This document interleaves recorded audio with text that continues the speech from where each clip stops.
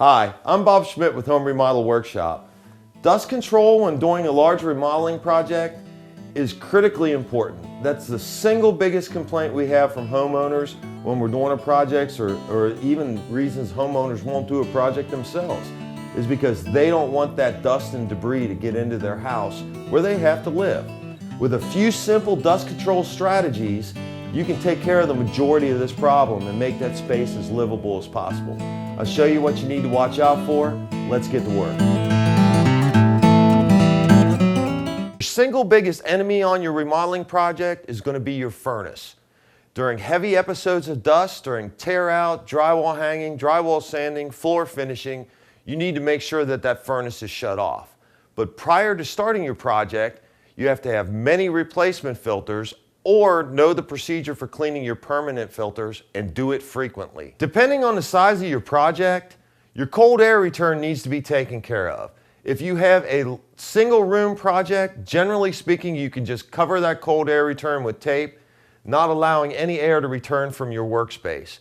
But if you have a large area project, where if you cover all the cold air returns, it'll disrupt the heat and air conditioning flow in your house, you need to pre-filter that air before it leaves your workspace heading back to the furnace. A closed door and window policy is a great policy to keep in effect. You want to isolate your air inside your house as much as possible, from room to room and from outside to inside. So keep those interior doors and windows and exterior doors closed as much as possible during the project to keep air from doing natural transfer as pressure inside your house changes. Over-aggressive broom sweeping will bring dust up into the air.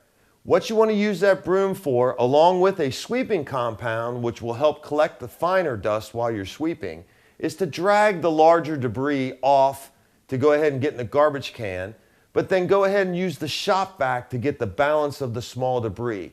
Try to keep that stuff on the floor. You want to bring as little of it up into the air as possible. Many construction materials have been designed to control dust. Investigate these products and use them in your project. Whenever possible, use a fan to direct vent to the outside and try to take any debris out a window the closest possible to your work project instead of carrying it through your house. Whether you're the contractor and you're hiring subcontractors or you're hiring a contractor who hires their own subcontractors, what you need to do is you need to find a contractor or a subcontractor that sucks. And what that means is, in many different stages of the process, such as drywall sanding and hardwood floor sanding, there's equipment out there available for dust collection. Now, this equipment isn't cheap and not all subcontractors use it. Ask those questions when hiring these people. Do you have a dust collection system with your sanding equipment?